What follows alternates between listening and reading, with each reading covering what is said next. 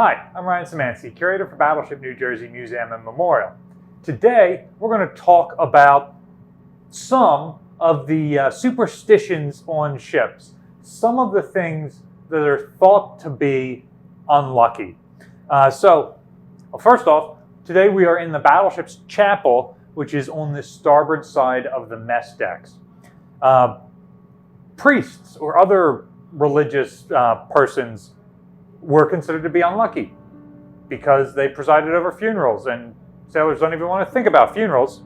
Speaking of types of people who were believed to be unlucky on ships, sailors used to think that women were unlucky on ships. Really, this was the officers saying that they didn't want women on board as distractions, and so that started. Nowadays, that tradition has faded away, and women serve on all types of ships around the world, and we see fewer ships sinking than we did in the past. Another tradition that used to be unlucky that no longer is was learning how to swim. It was believed that if a sailor knew how to swim, well, then the god of the sea was going to test them, and you almost certainly cannot swim far enough to get back to land. And when your ship sinks, and remember we're talking about the olden times with wooden ships, when your ship sinks, there's almost certainly going to be floating debris to grab onto, so swimming wasn't necessary as a skill to know.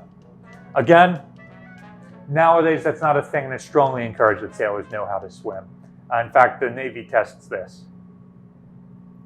Since we're in the chapel, there are some other beliefs that are rooted in Christian traditions.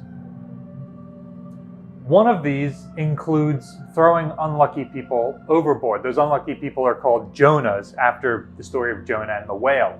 And you get a really great view of this superstition in Master and Commander. Some other Bible-inspired traditions are never set sail on a Friday. That's the day that Jesus was crucified. Never set sail on a Thursday. This one's not Christian, but that is Thor's day, and Thor is the god of thunder and lightning and storms, very bad for ships.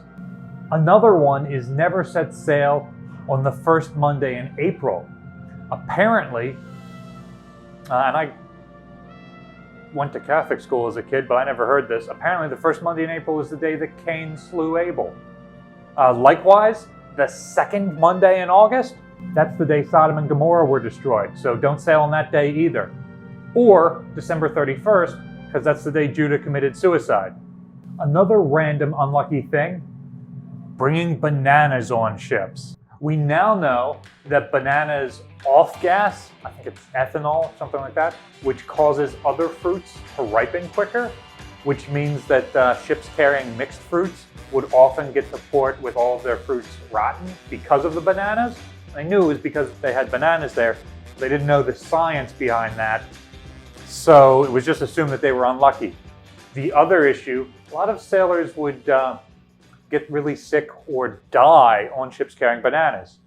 Turns out that certain venomous spiders live in bananas, and so you bring a bunch of bananas on the ship, a bunch of these spiders get loose and start biting people, and it turns into a whole thing. So bananas are bad luck.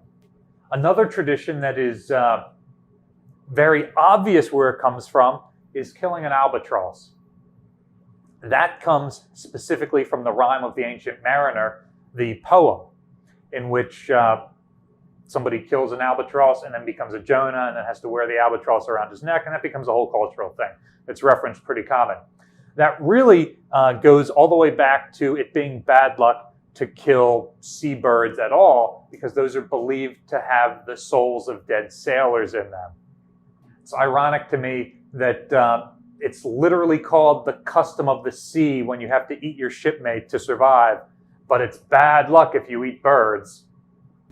Some traditions go back to ships themselves. For example, failing to break a christening bottle on the bow of the ship, especially on the first swing, is considered unlucky, and that ship would be cursed for the rest of its career.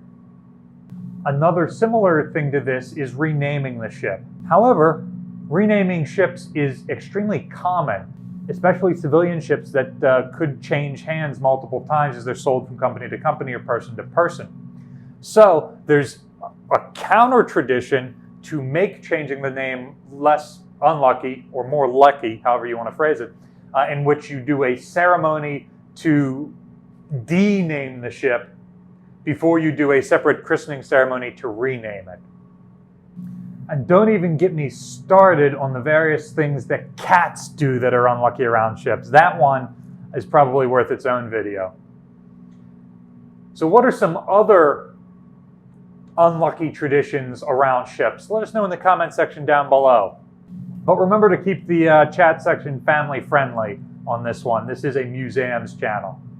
Battleship New Jersey receives operating support from the New Jersey Department of State, also from a number of other businesses and private individuals like yourselves. We really appreciate your support. There's a link in the description below if you'd like to continue donating to support the museum and our channel. Thanks for watching.